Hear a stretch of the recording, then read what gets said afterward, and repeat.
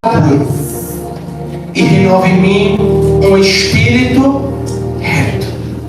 Não me lances fora da tua presença e não retires de mim o teu Espírito Santo. Pode sentar, dando glória a Deus. Glória a Jesus. Gente, eu quero propor essa noite para nós trabalharmos segundo o tema que Deus colocou no meu coração: disponíveis para o confronto externo, mas derrotado no interior. Confesso a você que eu fiquei assim, disse Deus, não, eu não vou pregar isso. Deus disse, não pode pregar.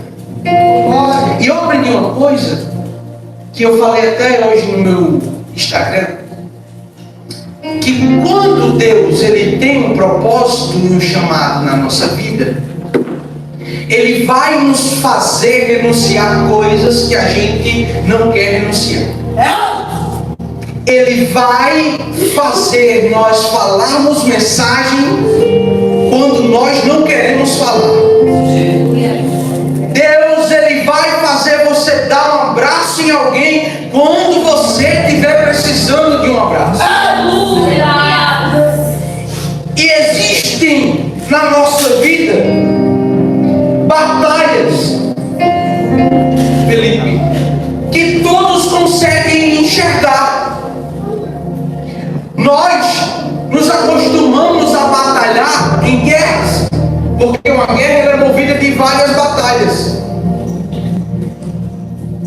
Nós acostumamos a batalhar quando pessoas conseguem nos ver. Nós muitas das vezes estamos no campo de batalha, pessoas estão vendo quando nós ganhamos. Mas também existem as batalhas invisíveis, aquelas que ninguém consegue ver. As primeiras batalhas, como eu já falei, elas sempre acontecem quando alguém está te vendo. Mas você lembra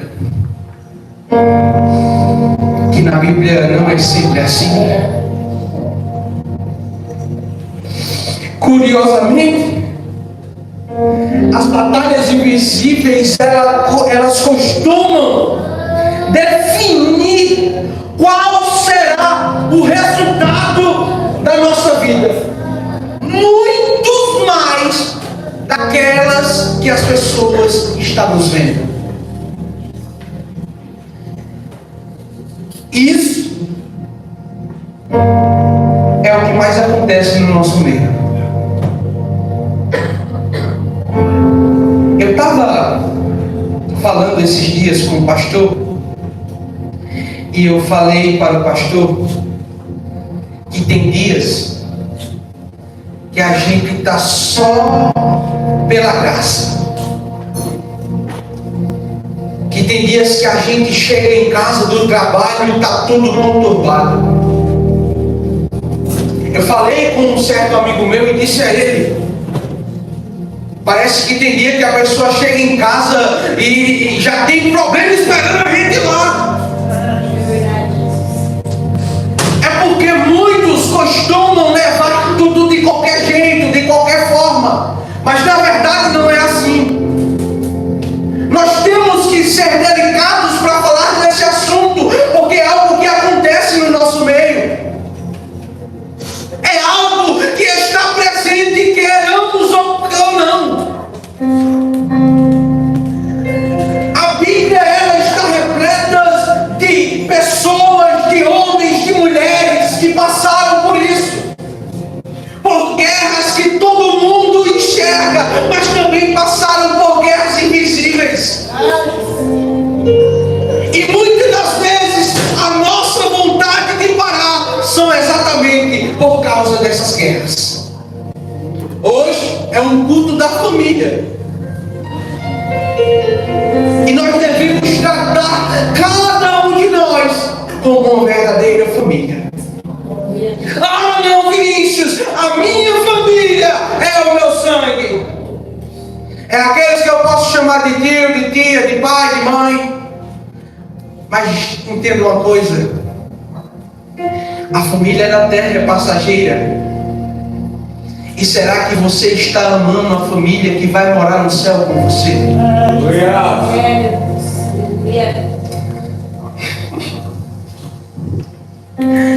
No capítulo 11 de 2 Samuel,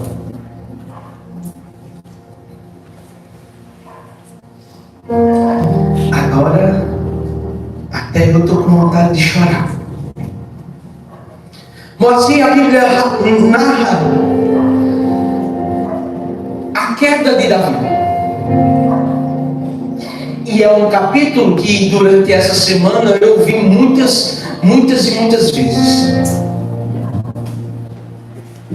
A queda de Davi, ela foi gerada, ela ocorreu quando ninguém estava vendo.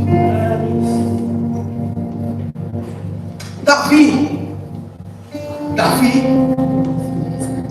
luta guerras visíveis, mas também luta guerras invisíveis. Davi vence a garra do urso. Davi vence a presa do leão. Davi também venceu a espada de Golias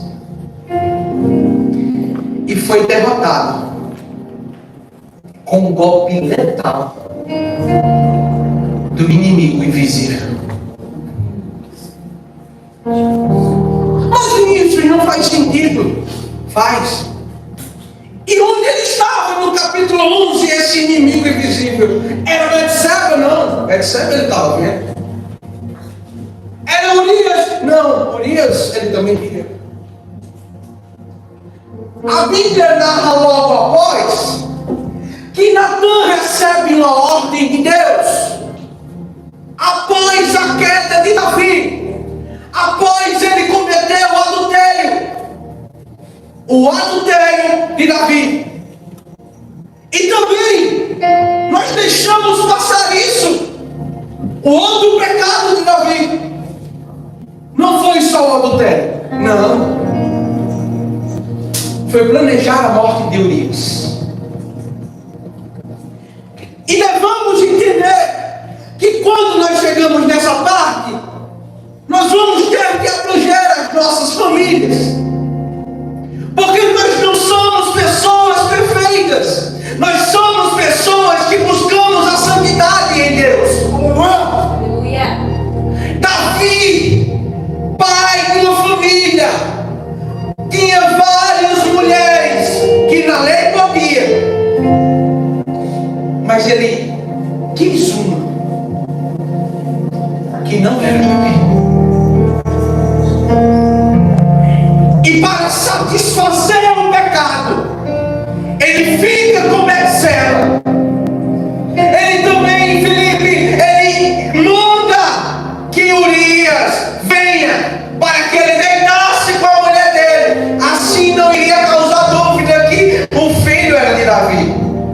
Urias com o coração ardendo pelo Senhor, pela arca, pela presença, pela guerra, diz: como é que eu vou para minha casa deitar com minha mulher, sabendo eu que a arca está no campo de batalha e que o Senhor está dando vitória? Vemos um contraste de um que está querendo lutar pelo Senhor e um que está perdendo a guerra pelo inimigo invisível. Vemos um detalhe: ele, Urias, está indo vencer a guerra externa e Davi está perdendo uma guerra interna. E isso é forte, porque aqui tem homens que, assim como a Bíblia narra, são sujeitos às mesmas paixões. Aqui também tem mulheres que são falhas também. Assim como um todo, somos um corpo em Cristo Jesus, que a cada dia cada um segura na mão um do outro e diz: caiu, eu vou te ajudar a levantar. Glória a Deus. Mesmo sujeita, glória. Entendeu? Ela está saindo um pouquinho. Mas voltamos à mensagem. Urias morre. Betseba está grávida. E agora? Natan, no capítulo 12, recebe uma ordem. E essa ordem é para dizer: diga a Davi que eu vi o pecado nele. Natan chega a Davi, olha para Davi e diz: ei, tem um partido lá para falar contigo. Meu rei, pecado. Ele começa a fazer uma parábola. Você está prestando atenção? Eu falei que o viajante era invisível. Diga comigo: invisível. Existia um inimigo invisível.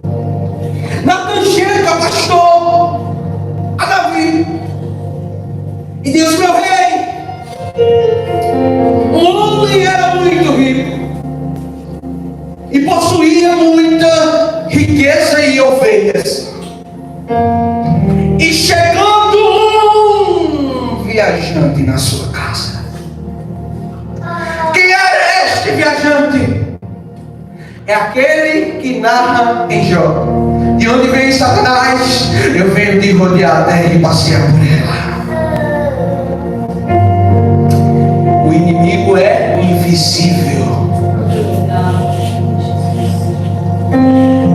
Ele olha para Davi e diz: aquele viajante chegou.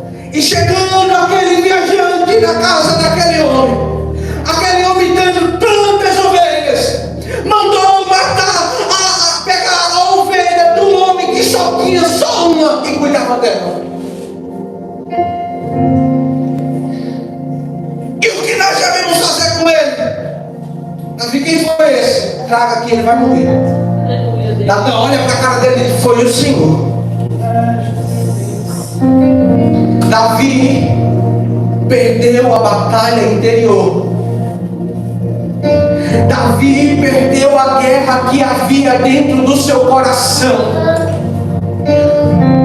Pecado, irmão, não é brincadeira.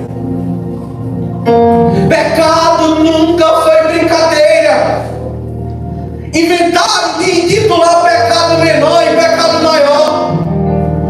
Pecado é pecado e nunca deixou de ser pecado. Se nós não lutarmos contra o pecado, nós vamos cair pelo pecado e vamos morar no inferno. Devemos combater as nossas fraquezas, devemos combater o nosso pecado todos os dias. Assim como nós carregamos a cruz e tomamos ela todos os dias, devemos assim rejeitar o pecado, dizer não ao pecado, dizer não ao pecado e não negociar a nossa fé.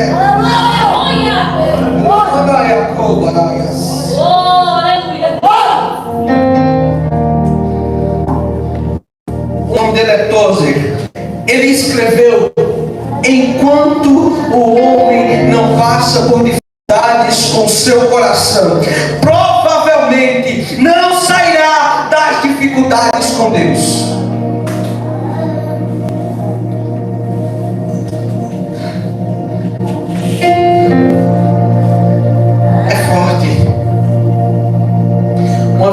falei uma frase, e essa frase é essa: se nós não pregarmos contra o pecado, estamos elaborando mensagens lindas para pregarmos. Hoje fazemos questões de colocarmos frases de efeito, mas quando olhamos para João Batista, arrependei-vos, bando ou raça de víboras. Mas a nossa igreja, todos os dias, leva uma porrada de lá, uma porrada de cá, cambaleamos, mas não caímos. Porque o nosso alicerce é a palavra. Eita glória. Aleluia. Davi, ele perde a guerra interior. Repita comigo: interior. A guerra interior.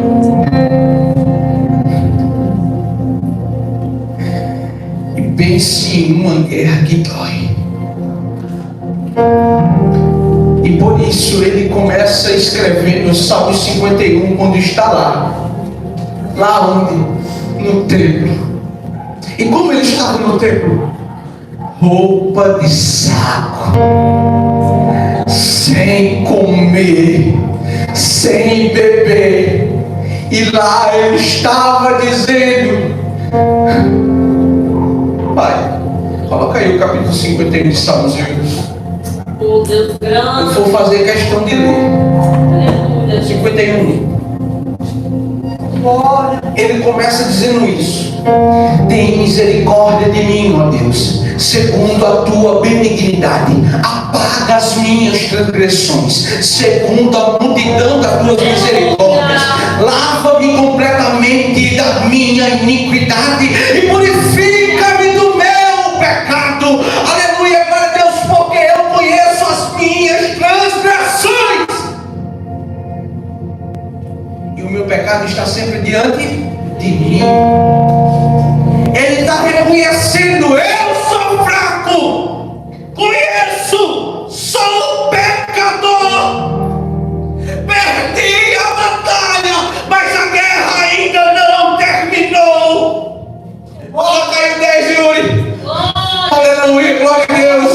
Cria em mim, ó Deus, um coração puro e renove em mim o espírito reto, e não me lances fora da tua presença.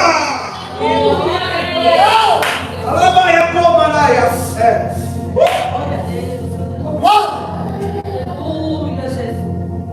Se nós formos negligentes no nosso ministério, nós vamos abrir brecha para o inimigo. Lembra de Jeú? Vou cansar você não. Lembra de Jeú? Jeú, ele começa a sua história como um comandante de guerra. O nome de Jeú no hebraico, Yehu, ele quer dizer Yahvé é Deus, ou Yahvé é o Senhor. Jeú, ele é escolhido por Deus. Jeú, ele é chamado por Deus. Existe um chamado na vida de Jeú para ser rei. Glória a Deus. Ele vai ser rei. Deus chega e diz: vai até Jeú. Ele está lá no campo de batalha. Ele não é da descendência real. Ele não era sacerdote ou filho de sacerdote. Ele não era profeta nem filho de profeta. O nome dele era Jeú. Glória a Deus. Aleluia. Ele é levantado para acabar com o pecado de Acabe e de Jezabel.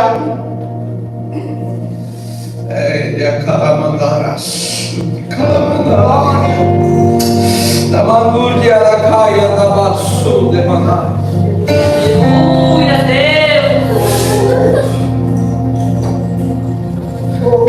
Jeú ele é levantado no tempo que Acabe ainda está no trono, no tempo que Jezabel ainda está no trono, o pecado está reinando, o culto a Baal está sendo um sucesso.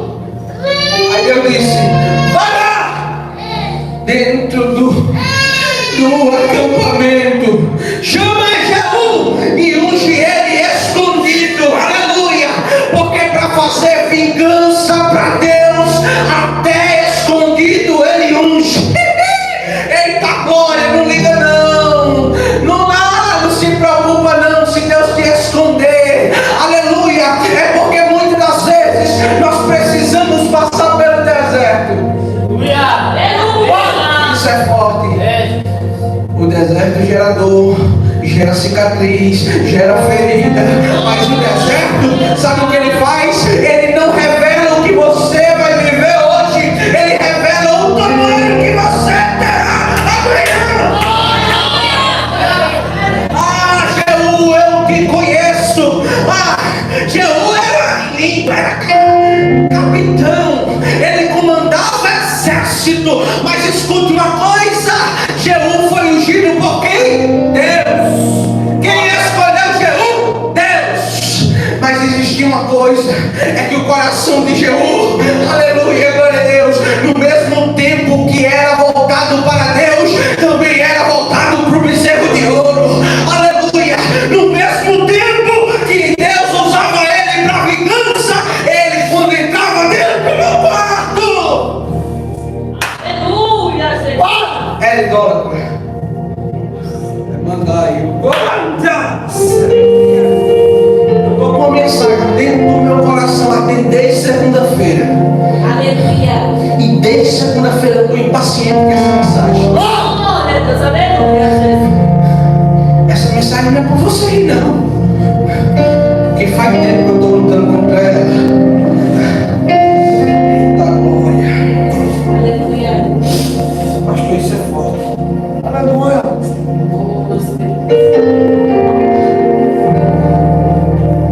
Ele mata Acabe, ele mata Jezabel, mas não abandona o pecado. Sim, muitas das vezes estamos sendo negligentes a esse ponto.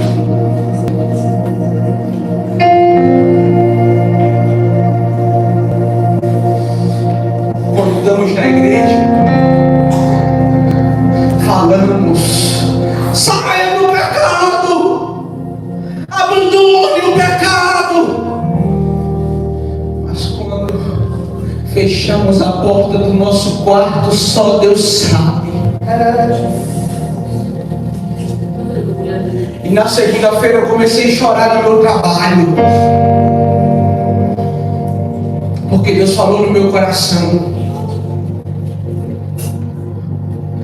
Ele está soprando o vento. Escuta, igreja. Deus está soprando o vento por esses tempos. Mas não é vento de bênção, não. Porque Deus vai revelar quem realmente está firmado. Deus vai revelar quem realmente é remanescente. Eu chego a treino para falar isso, porque Ele sabe no meu coração que não é. Se preocupe não, pastor. Pessoas vão sair e não é o tempo de chegar. Ele vai soprar o vento e vai abalar a estrutura. O Senhor vai ver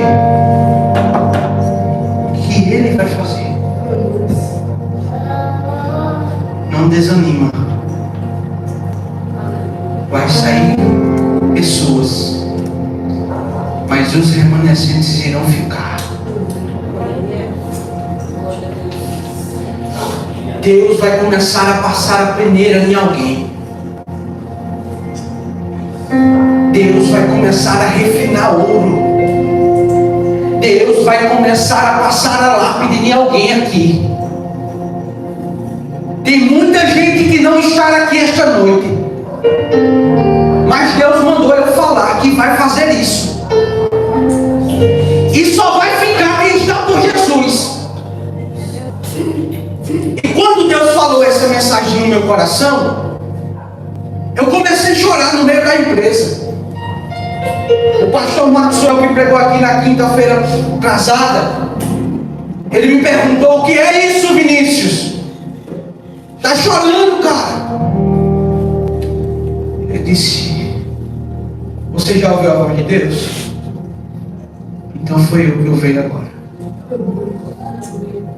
Deus bradou no meu coração. E eu disse: Deus, me guarda que não seja de mim mesmo, mas eu vou falar. Covardes e medrosos podem voltar.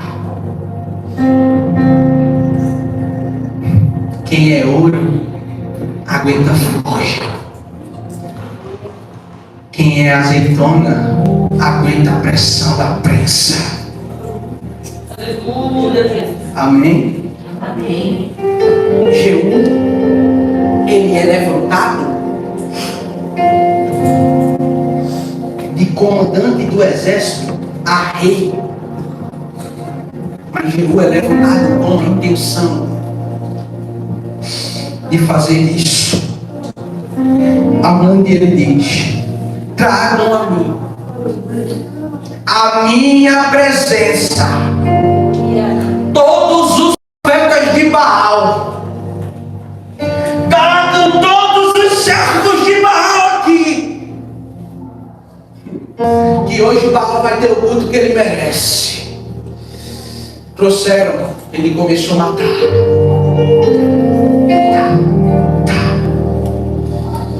Matou todos os profetas de Baal.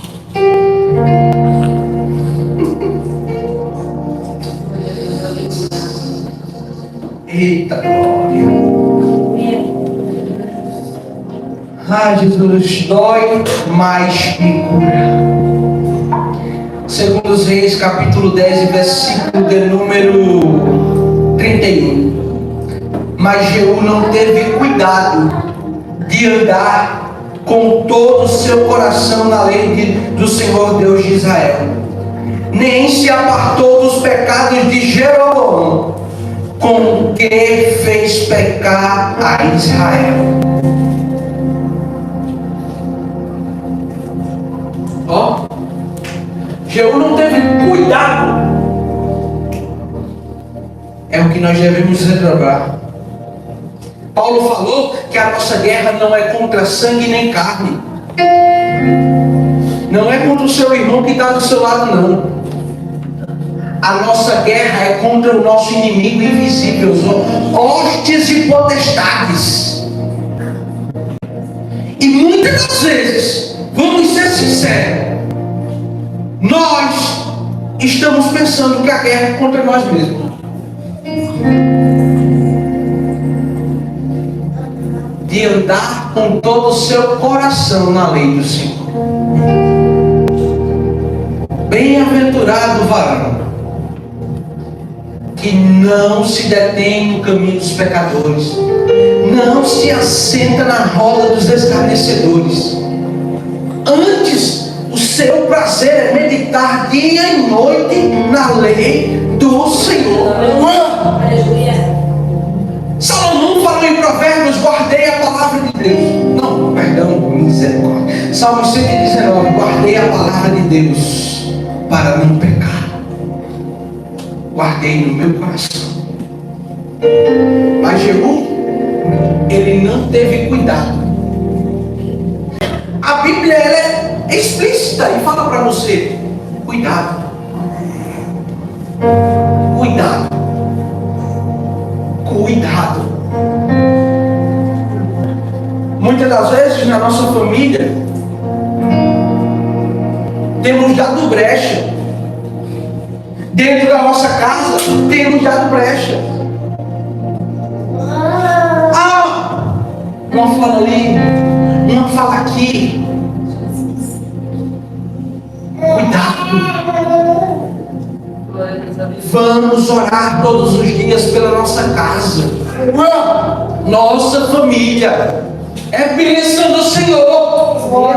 O inimigo ele tem usado várias coisas e você não está vendo porque é invisível. Nós devemos orar pelo discernimento do Senhor, para que nós possamos saber onde está inflamado. Devemos fazer isso. Colocar a nossa casa em ordem. Não dá para viver de qualquer jeito. Muitas das vezes falta dinheiro na nossa vida. É porque nós não estamos sabendo colocar em ordem. A organização da nossa casa também é oração. Deus é tão misericordioso que Ele fala conosco. Jeú, ele colocou o povo em ordem, matando Acabe, Jezabel, são 2, matando os profetas de Baal e levantando de novo o altar ao Senhor. Mas quando nós vemos a história de Jeú, ele não teve cuidado. Cuidado e pecou. Sabe por quê? Dói, mas cura. Jeú era idólatra, mas o Senhor usava ele. Ai, a glória, quando eu pego no microfone, eita glória, o fogo desce, o louvor é maravilhoso, eita glória. Mas não esqueça não, que não é você não, é o dom de Deus, é a misericórdia e a graça dele. Não é nós não, não é nós não. Eu posso até pregar bem, mas não sou eu, é a graça. Eu posso até fazer tudo certo, mas se eu não agradar o Senhor, do que adianta? Do que adianta eu ganhar o mundo inteiro, mas perder a minha salvação? Não adianta nada. Eu orei a Deus, eu falei para Deus, não me deixe se desviar do seu caminho. E se eu quiser me desviar? Falar igual o pastor Luiz Henrique, eu falei na oração. O senhor conheceu, já viu, né? Eu creio que muitos já viram. Era um pregador famoso dos Gideões, e ele falou: Deus, se um dia meu coração pensar em se desviar 24 horas antes, me leve para o céu. E eu orei a Deus assim e pedi a ele. É melhor eu estar no céu salvo do que estar na terra desviado e ir para o inferno. Ou eu sou de verdade, ou eu não sou. Ou eu sirvo com meu coração a Deus, ou não sirvo. Ou realmente eu abandono tudo. Gente, vamos falar sobre isso. A pornografia está entrando na nossa vida cotidiana. Nós não podemos ver nada que vai estar lá explícito para ver. Entramos no Instagram. Se nós não tiver cuidado, peca. Eu estava assistindo o pessoal do Brasil está fazendo um projeto na África, aquele Zulu lá que está na África. Eu creio que muitos viram aqui, ajudando as pessoas, como assim? Que as pessoas que necessitam. Meu coração ardeu para ir lá. Pelo menos agora eu vou. Tem um missionário lá que fala comigo direto. Eita, quem sabe? Mas quando eu olhei, as pessoas que estavam fazendo aquilo, as mulheres não sabiam se comportar com a vestimenta. Misericórdia. Está ajudando a pessoa, não sei. Mas pelo amor de Deus, leva qualquer um a pecar.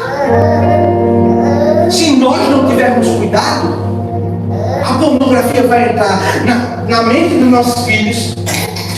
Ainda não tenho não. Mas eu vou falar como se tivesse. Devemos ter cuidado dos filhos, dos sobrinhos, na nossa casa. Não sei por que Deus está tocando no meu coração isso, mas é verdade. Hoje os maridos estão tão fisurados nessas coisas que não olham direito para as esposas e destrói casamentos, família, casa lá, destrói tudo. É ou não é verdade? É verdade. E a cúpula do sistema mundano faz de tudo para esconder isso dos nossos olhos. Mas o nosso dever é gritar contra isso. Dizer não. Ah, quer assistir no celular? Quer? Vai assistir desenho de crente. Certa vez eu falei para uma pessoa, um desenho demoníaco, rapaz. Eu cheguei, um menininho assistindo. Eu chamei e falei, minha filha, tire isso, pelo amor de Deus. Macho é urso. Quem não sabe, aquilo ali é amigo do seu filho. Tem menino hoje que é tão traquinho com aquilo. Porque é um fantasma atormentando a vida de um urso. Quando você vai ver aquela história, pesquise. É culto da família, viu? Aleluia. Quando você vai ver, a marcha era um fantasma, um demônio, um capetinha, que atormenta um urso. Agora surgiu um tal de Nabubu. Certo dia, pastor, antes de chegar aqui no Paraná, fomos na casa do irmão.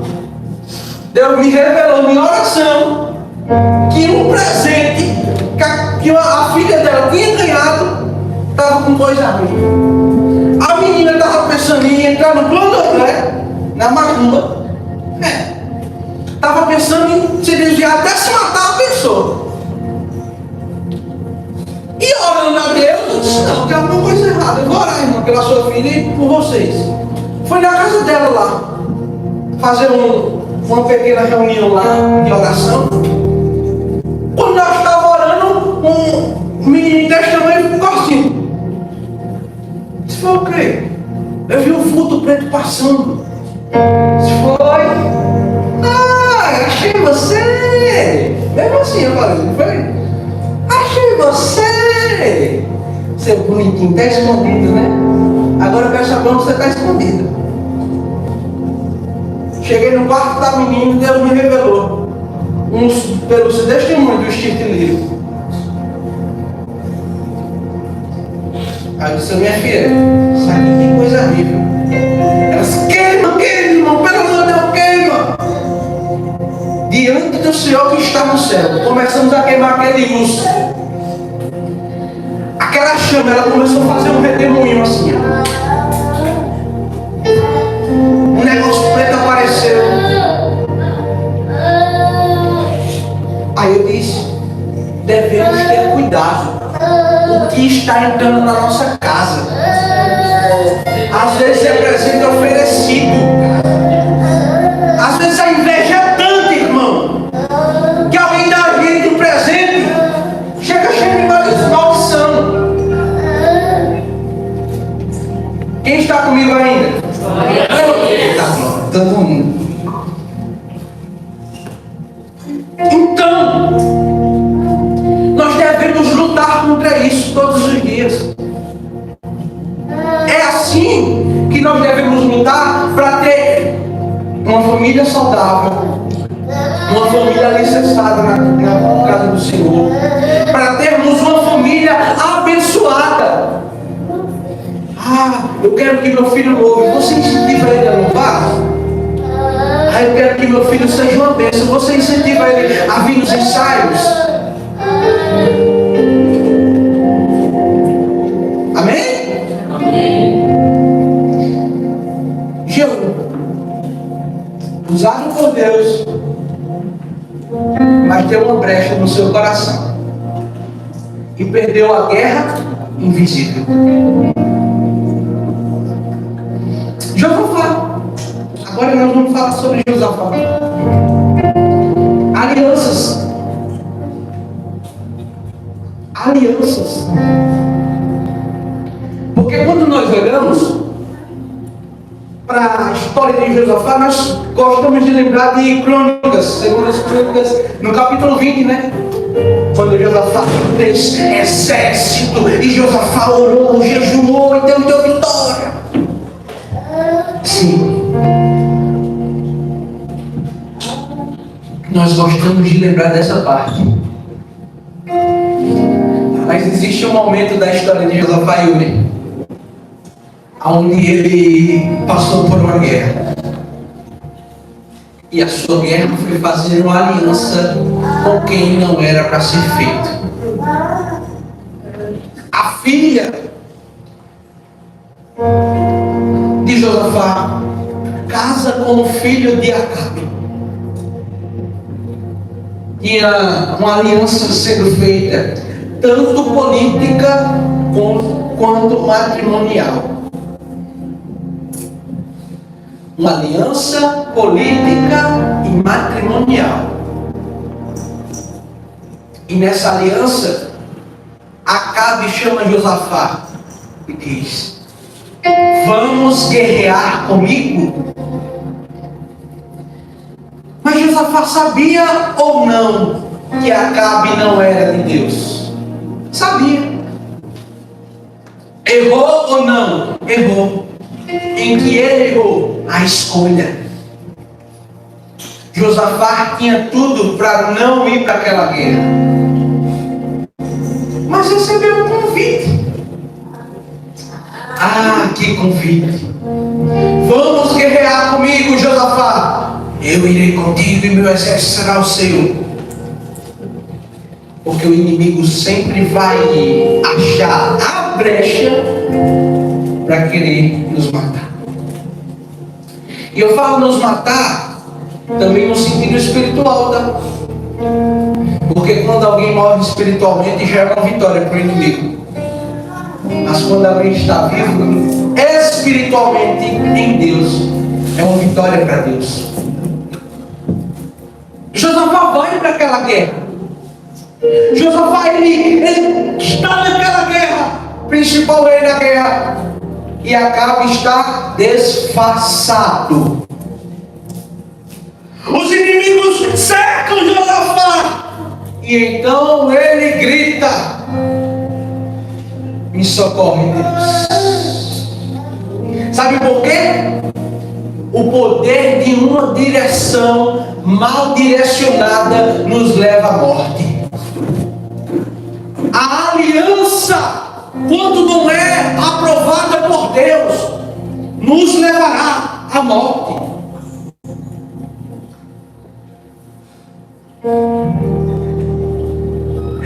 Quando nós vemos, eu vou ler aqui Salmo 73, coloca aí o versículo de número 17, se não me foge a memória. E para nós fecharmos o nosso tema: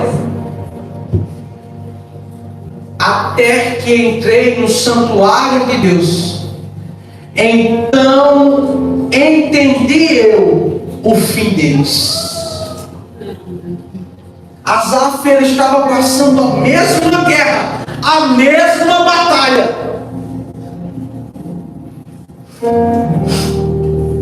Mas que batalha é essa? Coloca o versículo primeiro, Yuri. Senhor, é uma bênção de Deus. Deus continue cuidando dele. Verdadeiramente, bom é Deus para com Israel, para com os limpos de coração. Quanto a mim, os meus pés quase que se desviaram. Por pouco faltou para que escorregasse os meus passos, pois eu tinha inveja dos nécios, quando via a prosperidade do ímpio. Porque não há apertos na sua morte, mas firme está a sua força. Ele está dizendo que ele começa a observar a vida de um ímpio, daquele que não ia no culto, daquele que não ia na igreja, daquele que vivia bebendo, daquele que vivia na prostituição, e tudo era muito bom. E ele diz: não apertem na sua morte, mas firme está a sua força todos os dias. Fala muito. Aí ele começa: não se acham em trabalho como os outros homens, nem são afligidos como os outros homens. Por isso, a soberba os cerca como um colar, vestem-se de violência como de adorno. Os olhos deles estão inchados de gordura. Eles têm mais do que coração podia desejar. Ele estava dizendo: é tão difícil para mim, mas eu não entendo porque para eles é tão bom. Dói demais no meu coração, mas eu não entendo porque não dói no coração deles. É porque isso que está acontecendo não é uma guerra exatamente externa. A guerra externa é ele ver tudo que está acontecendo. E a batalha interna é o que o seu coração está falando. O maior erro da gente é vermos o que acontece e julgar tudo com o nosso coração. E é aí onde nós perdemos as nossas guerras. Fala no outro, Yuri. São corrompidos e tratam maliciosamente de opressão e falam arrogantemente. Agora coloca o 18. Isso tudo ele está descrevendo para nós o que estava acontecendo na vida cotidiana daquelas pessoas. E ele diz a Deus: eu venci a guerra quando eu entrei no santuário. Na hora que o coração estava quase ganhando, certamente tu, Senhor, me pusestes eles em lugares escorregadios, lançasse eles na destruição, como cai na desolação, quase no momento ficam totalmente consumidos de terrores, como um sonho quando acorda. Assim, ó Senhor, quando acordares, desprezarás a aparência deles. Aleluia. E se nós olharmos direitinho, a volta do Senhor vai ser assim. Como? Todo mundo está lá fora agora, neste momento, nessa hora, 8h44. Todo mundo está lá fora agora. Tem gente que está no bar, tem gente que está fazendo coisas erradas, tem gente que está usando drogas, sim. Mas nós escolhemos a melhor parte. Qual? É estar na casa do Senhor Deus. 21. Ele coloca: assim o meu coração se azedou, sinto picadas na minha entranhas. Assim eu me embruteci e nada sabia. Fiquei como o quê? Como um animal. O animal, ele é um ser irracional. E muitas das vezes estamos como um animal. Deixamos nosso coração duro igual pedra. E quando Deus quer falar com nós, o ouvido está tapado. Aí ele começa: todavia, estou de contínuo contigo. Tu me sustentastes pela minha mão direita. Quando ele estava quase caindo, Deus pegou ele pela mão direita, levantou ele e disse: não, eu ainda estou contigo. Eu ainda estou contigo. Glória a Deus, aleluia. Ó, amigo, está chegando. Nem meu coração espera eu chegar aí. Deus segurando na nossa mão. Estava difícil, estava complicado, mas eu estou contigo. Glória a Deus, aleluia. Pegue na mão do seu irmão do lado, diga: eu estou contigo. Estou O contigo. glória de profeta: estou contigo. Estou contigo. Não solte não, irmão. Não solte não. Se nós vamos batalhar juntos. Cordão, Salomão falou, irmão Bruno, o cordão de 3 dobras é mais difícil quebrar. Glória a Deus, aleluia. Eu vou te liberar uma chave do céu para a sua vida. Quando você vê um cordão faltando, vá buscar ele. Vai, que pensa? Quando você vê que um cordão está faltando e está prestes a quebrar tudo, vá buscar ele. Porque o cordão de 3 dobras é difícil de quebrar. Amém, igreja?